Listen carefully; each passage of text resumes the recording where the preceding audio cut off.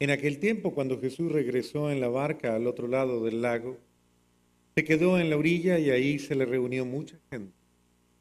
Entonces, se le acercó uno de los judíos de la sinagoga llamado Jairo.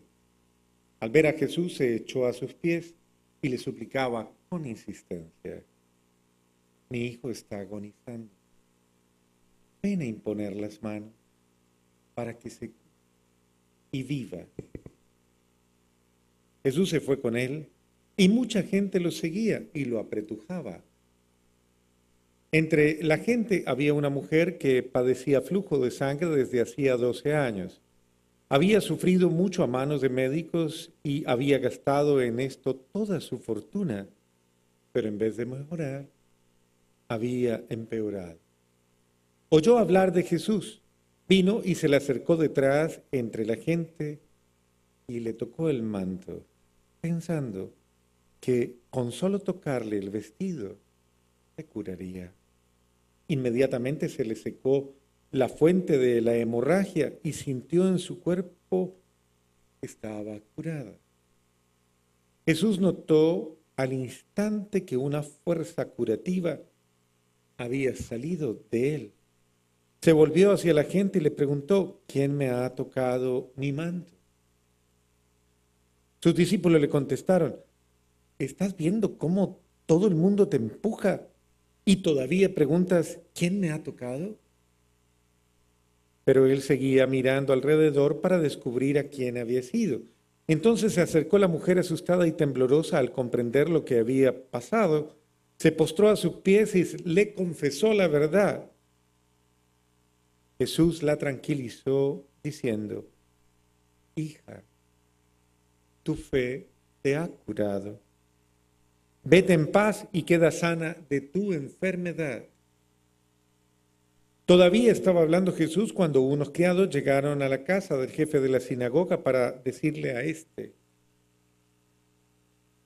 Ya se murió tu hija. ¿Para qué quieres molestar al maestro? Jesús alcanzó a oír lo que hablaban y le dijo al jefe de la sinagoga: No temas, basta que tengas fe.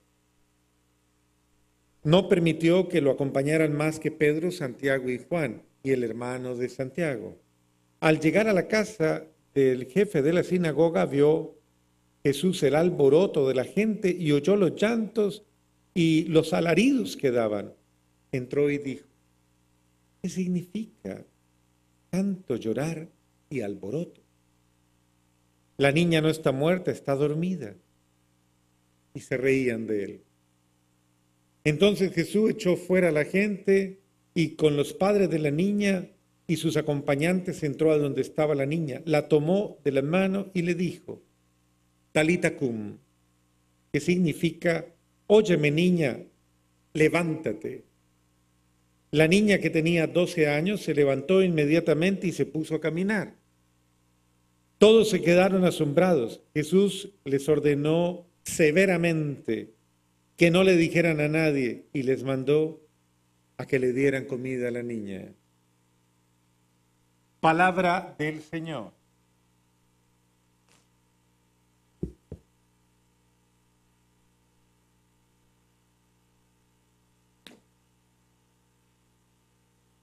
Pensemos muy brevemente solo en un aspecto. Eh, la primera lectura nos pone por delante precisamente la situación entre David y su hijo, que se tornó bastante compleja y por lo cual su hijo, de una manera rebelde, se rebeló contra su padre, podríamos decirlo. Incluso emprendió la guerra contra su padre y pues recibió castigo por eso. Eh, Murió en su ley, como en esa ley de la ira, de la rabia, tal vez de... A veces hay personas que desatan sentimientos que los llevan a la pérdida. Pero obviamente los sentimientos del padre salen a flote, ¿no? A pesar de que su hijo estaba rebelado contra su padre, padre, con entrañas de amor y de misericordia, lloró a su hijo como una pérdida. Nunca pensó que el fracaso, la tragedia de su hijo fuera una victoria. porque precisamente el amor que el padre le tenía, en ningún momento le permitió alegrarse de la desgracia del que amaba. En la vida familiar a veces hay problemas muy serios en los que están comprometidos los sentimientos de los que están involucrados. Padres peleando con los hijos, hijos con los padres, hermanos entre sí, hermanas, tíos, sobrinos, compadres, comadres, cuñados, con cuñados, todo ese tipo de cosas.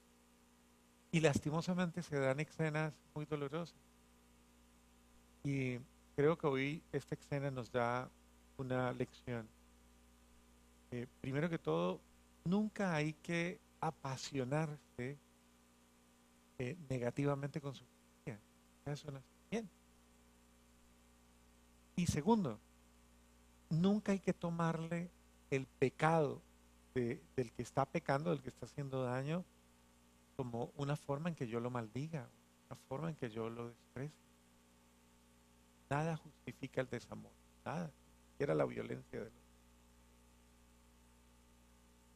Eso nos da un punto de reflexión. El segundo punto de reflexión lo da el elocuente evangelio de hoy. En ese acontecimiento tan sencillo, esta mujer recibe la noticia, ahí está aquel que te puede sanar. Había gastado todo, buscando una solución. Pero tuvo actitud de fe y de humildad. Solo toque el borde, va a ser suficiente. Fe y humildad, dos combinaciones muy bonitas. A veces buscamos a Dios de manera arrogante o de manera inadecuada. Los milagros no se dan con una actitud de hasta desafiante con Dios, arrogante. La fe y la humildad obran el milagro en ella, que no obró en los demás, que tal vez tenían muchos sentimientos, estaban apretujando a Jesús, lo tocaban de todas las maneras, pero no obtenían nada. Y esta mujer se acerca sin ninguna pretensión, solamente con la fe de alcanzar una gracia y ni siquiera ser reconocida, ni siquiera ser mirada, ni siquiera ser tenida en cuenta. Ella simplemente quería eh, alcanzar esa bendición de la que no se sentía digna, pero que necesitaba. Y Dios la sana a través de ese acto. Nuestro Señor exalta esto por una razón, porque quería mostrarle a los demás el valor de la fe humilde, sincera. Hay mucha gente que se pregunta, ¿yo por qué no alcanzo el milagro? Tal vez hay que revisar los sentimientos con que nos acercamos a Dios, los sentimientos que nos referimos, con que nos encontramos. Y a lo mejor tal vez tenemos que sanar muchas cosas. Primero hay que depurar muchas cosas que no son para poder alcanzar una gracia.